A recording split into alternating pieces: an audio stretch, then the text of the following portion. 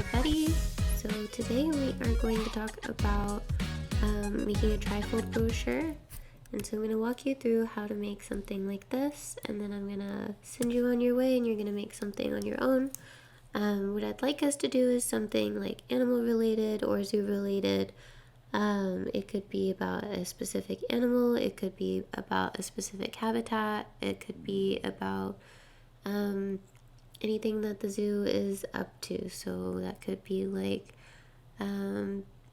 wildlife refuge or the botanical gardens or anything that you can come up with. I want you to get to be creative and free with it. So if you have other ideas, just run with it. But I just wanted to give you a starting place too, and something that might be fun to work on. So to start off with, I got all of my images off of Pexels, and then you should have watched the videos from last week on using grids and on composition and on typography. So I hope that you got a lot out of those, and I just wanted to apologize for last week and the demo not coming up. I had lost my voice and it's pretty much back now, but there was no way that you were going to be able to hear me. So now that that's all figured out, we can get back into class. This assignment won't be due until April 28th, so you don't have to worry about whatever you turned in on the 21st. You can re-upload that, and you can get started on this project. I'm going to push the midterm too, so that you have a full week to work on that on its own, and then the final might be a little bit squeezed, but we can work around that because it'll be mostly gathering projects that you've already worked on. So I think that that will be fine for us. I think that that should put us back on track, and I just want to thank you for your patience. Okay, so with all of that, let's get started. Back in InDesign, let's go into the print setting and choose letter. I'm going to switch the units over to inches so that we have 8.5 by 11. I'm going to switch that orientation so that it goes to 11 by 8.5 so that it's a landscape orientation. We want to uncheck facing pages, and we'll set our pages to 2. For columns, we're going to set that at 3 columns, and we want that to be a 1/2 inch. For margins, we'll set that at a 1/4 inch, and for bleed, we'll also set that at a 1/4 inch. Alright, when you're ready to go ahead and click on create, and we'll get started. Now that we have our pages set up, I want us to go into the pages settings up here. So if you're not seeing that, we're going to go into essentials to reset that, and then you can set it to pages. And so now we have multiple documents on here. If you wanted more pages, for example, you would just click this button and that'll add more pages to it. And since we don't want those, we'll just click delete. And then up here is the A parent option, and what that means is it's essentially a master page, which means that anything that we do here appears on any page in our whole document set to A. And I'll kind of explain what that means really quick. So if I double click on A parent, this is saying that this is everything that will be affecting our document. And what we want to do is add some columns in between.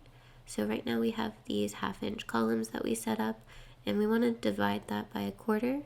And so what we're going to do is go up to layout, create guides. We don't care about rows right now, we just care about columns. We want 3 columns. We want that to be with a 1/4 inch, with a no gutter. And so you can see down here, if you have the preview checked on, that it is dividing our gutters in half. So we'll click OK. And since we applied that to the A parent, we can come back out by double clicking our pages, and you can see that the guides have been applied to both of our pages here. And any amount of pages that we add, the guides will still be in place. And I'll show you, if we double click in A parent again, I want to show you some other things. So just for example, let's say we want a square, a rectangle drawn on the right side on every instance of this page. And so if we come back out, we can see that anything that we've applied to that A parent page is going to apply throughout our document. I'm going to undo that.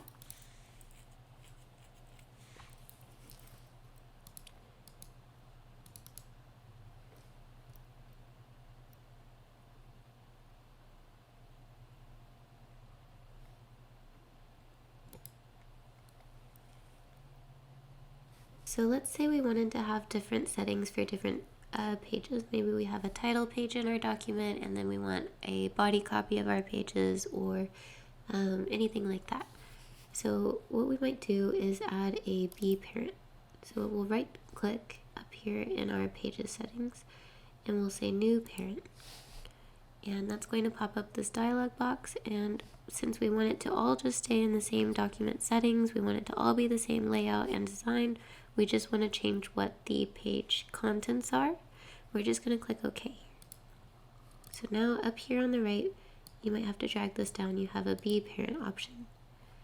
So maybe if you look closely, you'll see an A and an A here.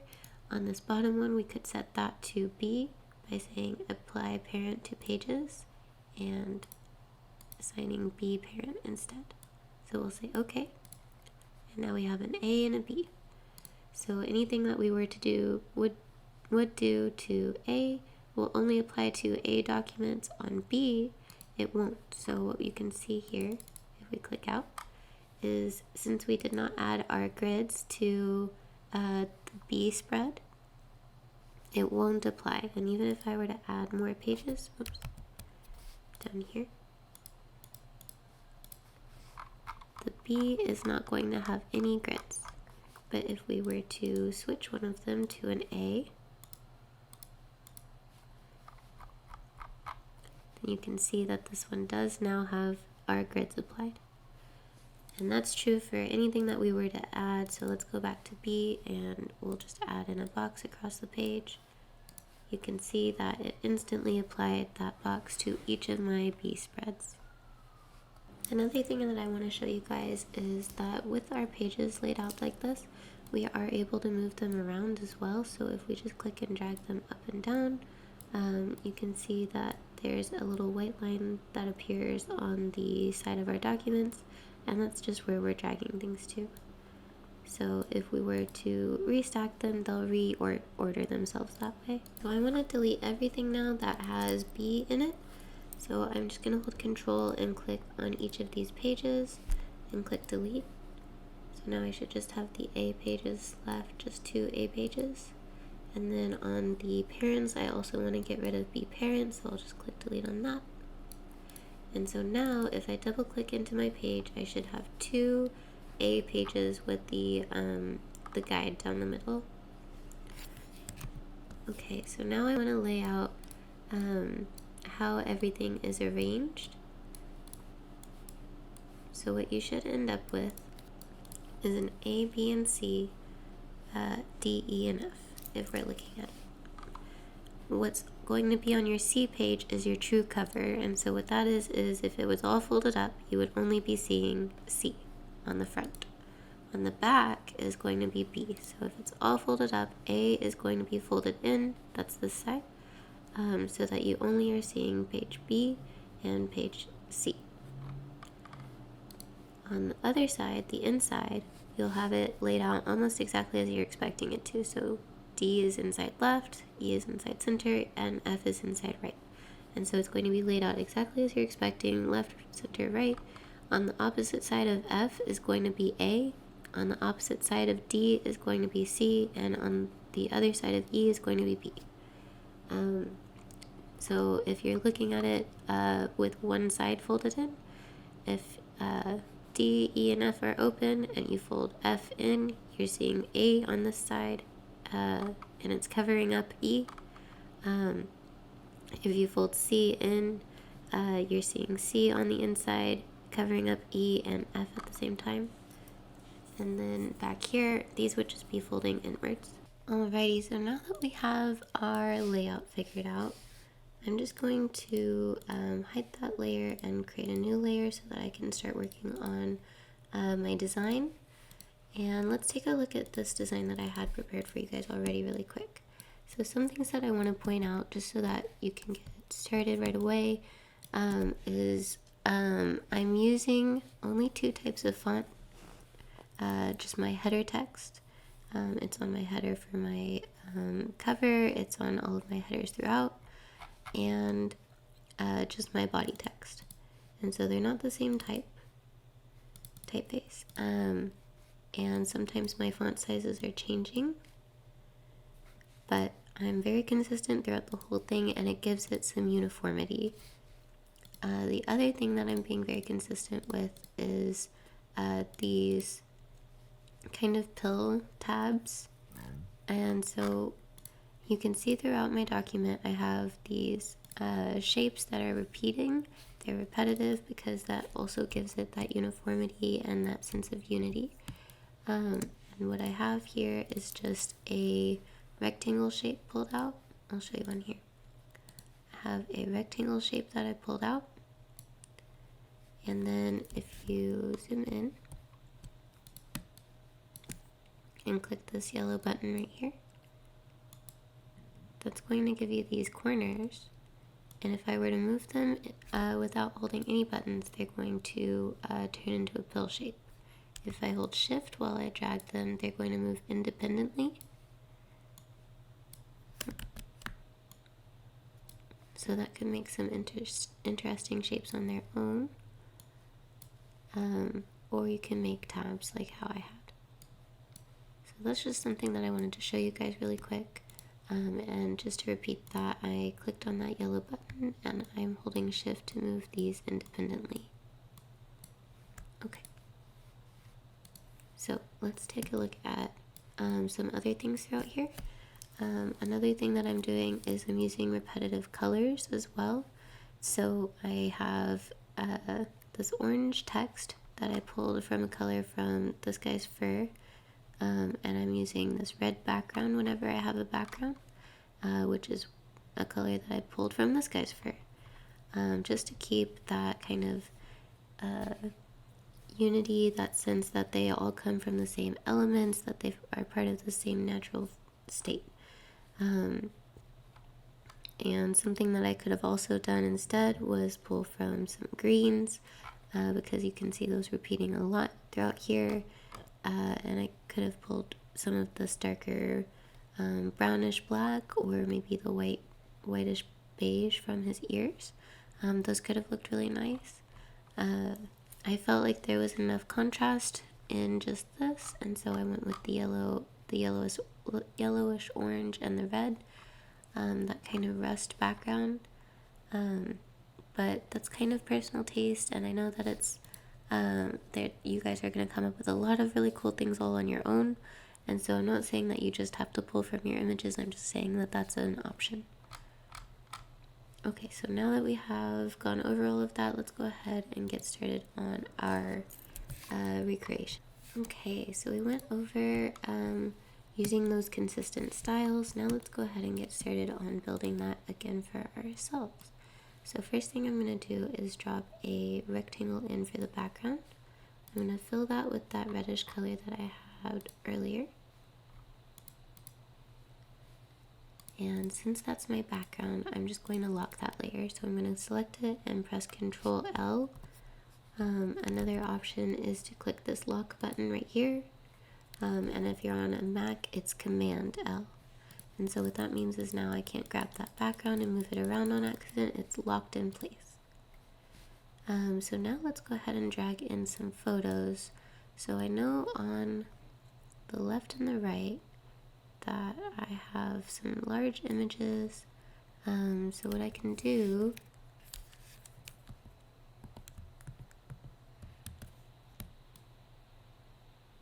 is drop in a couple of text frames or image frames and kind of align those to where they need to go.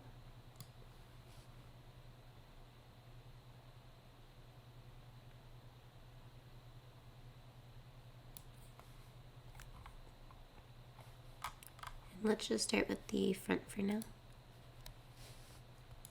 if I go to my documents, I can grab my image for the left panel, right click and say fit content proportionally. And so that does its best to try to scale that into the proper size, but I have a few things that I want to change. First thing that I want to do on this particular image is I want to rotate it horizontally, and so it shoots it off to the side, and I just want to bring that back in. The reason why I want it facing left and not right, which might feel more comfortable, is because if this is my front cover and this is my back cover, then this needs to be facing towards the inside. So when it's folded over, that would be facing towards the inside. So let's go ahead and scale him up so that he is fully fitting into that page, that panel over there. And I want to keep in mind my bleed and my margins, my safety zone, so I want to make sure his face is inside this inner margin. I want to make sure that the image is all the way to the outer margins, and so when I press W, it'll show me what that'll look like whenever it gets chopped off. So keep in mind that you don't get the full image. So with that, you have to make some decisions on where things need to fall. Okay, so we have our first image placed, and then let's go ahead and grab the cover image. And so I can drop that in here, right click, and say fit content proportionally. He has a cute little nose, and let's go ahead and zoom him out too. And that should be pretty good. So now, this is what we have to start with. And then let's add a text box for the front header. And I just want to call it Red Panda.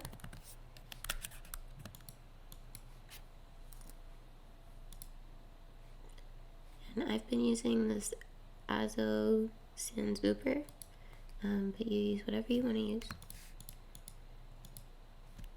I'm going to center it. I'm going to change the color. I want to make sure that this is applied to text and not fill, and then I'll select my orange. And then I want my red to be about the distance as the distance of Panda, even though it's smaller. And so I can use this blending tool to move my text upwards a little bit. And if I hold shift, it's going to scale things up by 10 points instead of singular points. Okay, so now that I have my header on here, let's go ahead and drag out a text box for this middle section. Keep in mind I'm keeping everything inside of these margins still. Okay, with this text, I want to set it to Basic Sans. I want it to be colored in that orange again. And I want to say fill with placeholder text. And that's going to drop a lot of text in for me. I don't quite want all of it. Alright, at the top I want to create a small header. And so I'm going to switch my text style, my font, to that Azo Sans Uber again. And I don't remember what I called it. I think it was Rescue the Red Panda.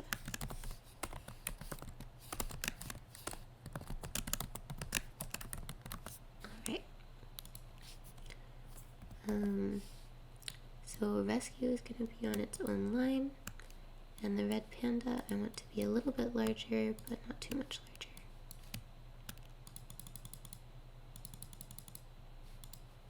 I believe that is correct. Yep. Alright.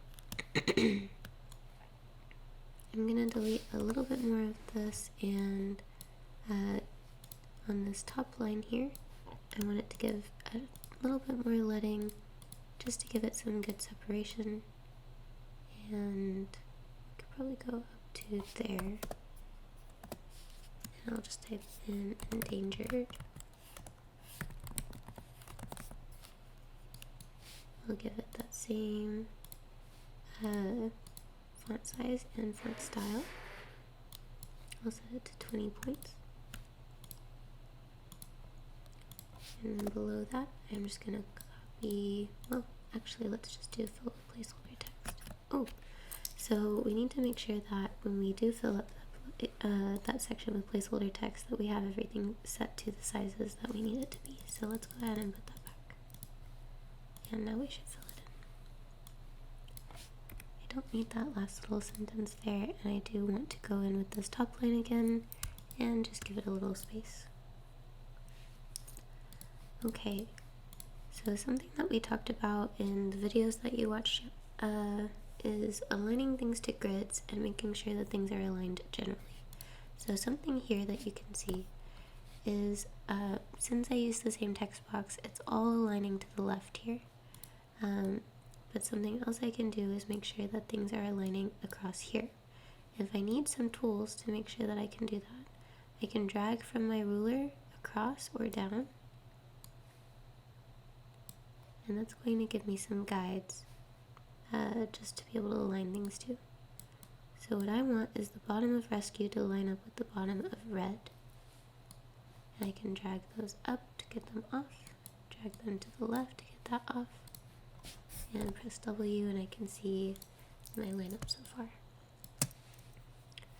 Next, what I want to do is add a square to create that little pill shape down at the bottom. And I'm going to bring it all the way out so that it does line up with this, this text box. When I zoom into it, I can click on that yellow square and hold shift. And actually, I won't hold shift, I'll drag that in. We'll set it to about 3.3 inches. And now I can hold shift and drag this left or right side out.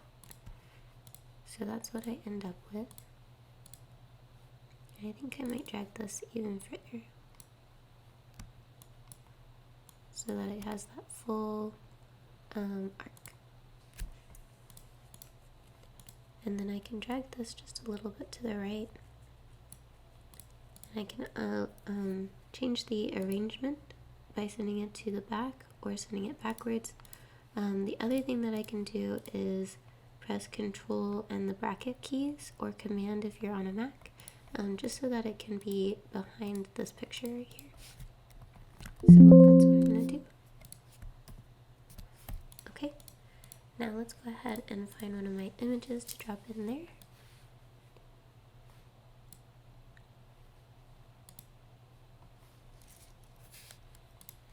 Oops.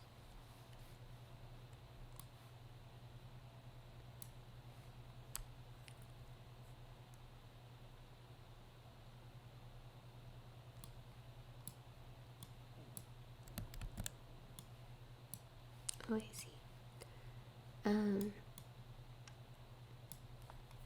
Okay, so I made a bit of a mistake, so I need to actually do that with the image that I dragged in. So here I can go and place that there, and repeat what I did with my dots. And I can move, if I double click, I can move my image up so I can see his cute little face. I want to make sure I scale it so that it's fully covering both edges. And that should be pretty good. I can delete this shape behind it. Now let's press W and make sure that he is fully inside of that margin there.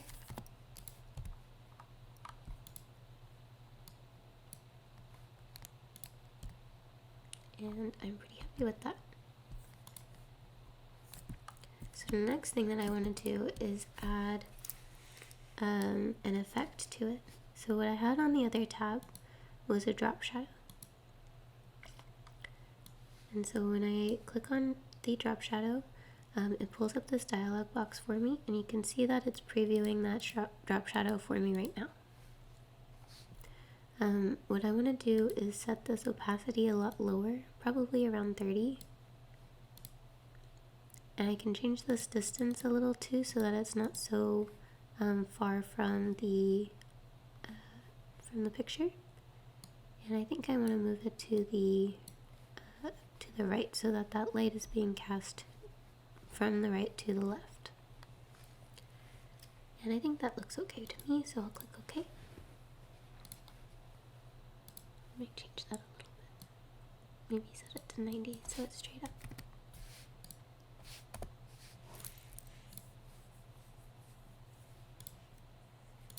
Alright.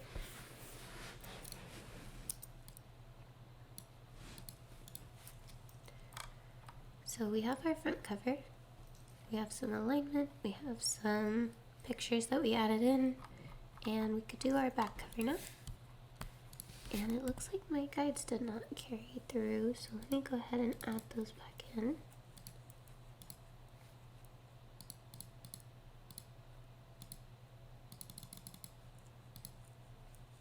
There we go.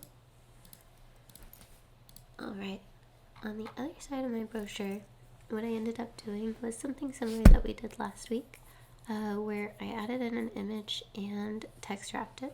So I cut out my red panda. Let's go ahead and add that background.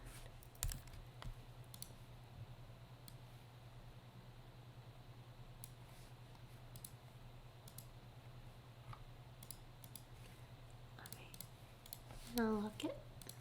Control L. And I cut out my red panda so I can drag and drop him in.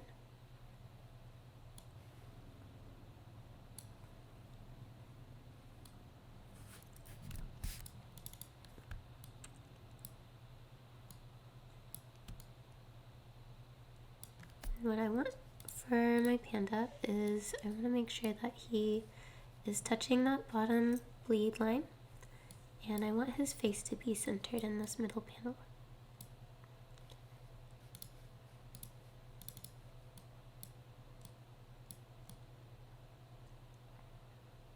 I don't care too much about this tree. Mostly I want my panda in there. Okay, that seems pretty good. He might be a little bit large, but I think that that's okay. Alrighty. So if I go back and look at what my plan is, I'm going to add some tabs to the left, and I'm just going to copy and paste those over and change the image. And then I'm going to add a few text boxes.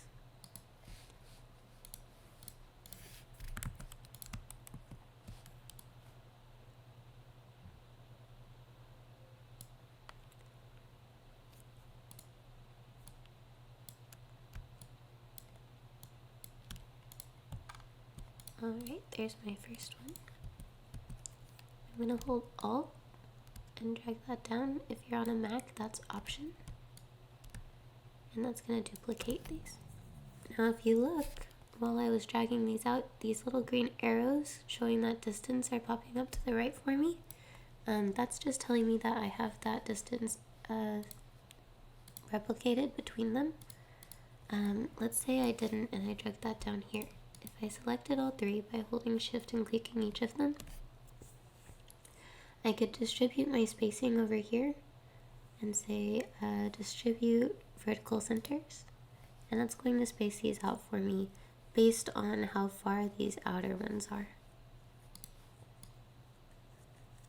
So I can go ahead and move those back now.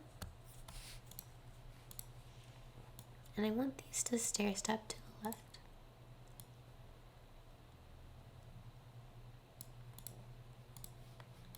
Okay, and then I want to add in my other pictures. I double click so I can get my image pulled up.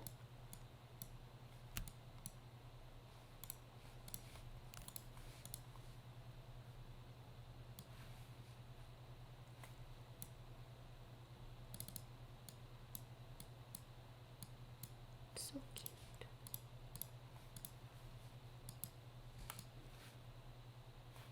Oh, that's actually the picture I used. That's okay.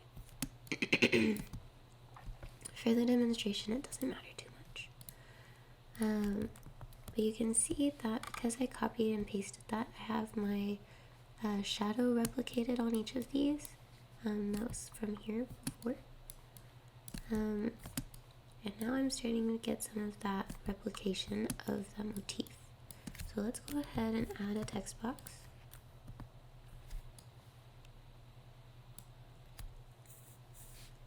And what I want to do is just list some fun facts and have like a tiny paragraph that would explain those fun facts. What I want to do is just copy and paste mine in because it's not going to be different from yours. But with my red panda, I want the text to wrap around that. So I have my text wrap pulled up already, but you could pull it up with here. And what we want to do is say wrap around the object shape one more time. And we want to make sure that it's not set to same as the clipping, but set to alpha channel. Okay, so that means that it's lining up exactly on it, and I want a little bit of space.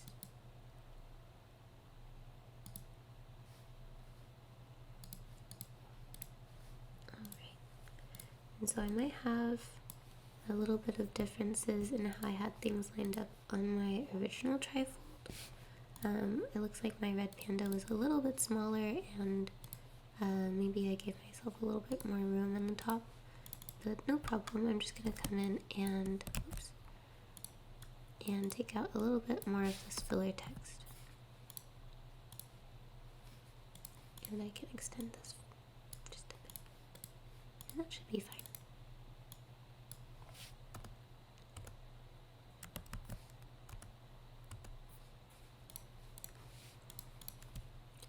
It wasn't real anyway.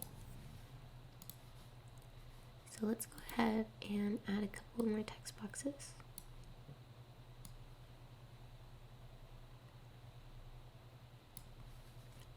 And I'm just going to copy and paste the text out of these as well.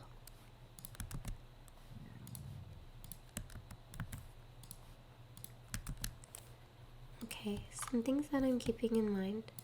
I want my focus to be on this larger text every time. This is always going to be my header. These smaller headers, those are going to be my secondary points that I want people to be looking. So it's September 18th for Red Panda Day, for these lists of fun facts. I want people to see my header and my subheader in that order, so I want to make sure that I'm appropriately using bold or italics or size to register that weight. Another thing is I'm making sure that everything is still within these purple guides that we set up our columns, and that's going to say that that's our safety zone, so it's not going to land on the fold. Our text isn't going to get folded up whenever we fold our brochure, and we're not going to lose it just in case the printer cuts too close to the edge. And so we have a nice little margin of room. And just to repeat what we already talked about before, but we also don't have too many different types of fonts, too many different motifs going around with stars and triangles and things like that. This is a little bit more calm, more contained, and if you want to do that, you'll have to just be more conscientious of how you're handling all of that extraness. Not to say that it can't work, because it totally could, but there's some principles that you want to keep in mind with that, and part of that is alignment, part of that is repetition, and part of that is establishing focal points. So I hope that helped. I hope that gave you a little bit of a sense of what we're doing. I'm going to let you design your own project. I'm not going to try to force you into designing it the way that I did. I just wanted to give you a little bit of an idea of my thought process as I made it and what you need to do for yours. But like I said before, I want to see what you guys create. I want to see what animals you're interested in, what habitats you're interested in, and where your design senses lie. So I think that you have a great start from this, and I'm looking forward to seeing your work. Like I said on Moodle, this won't be due until the 28th, so that's a little bit different from the syllabus, but that was just because I was sick earlier and I wasn't able to get this video out, but I think that we're back on track now. So I hope that you have a great week, and please email me if you have any questions, and I'm looking forward to your work. Have a good one.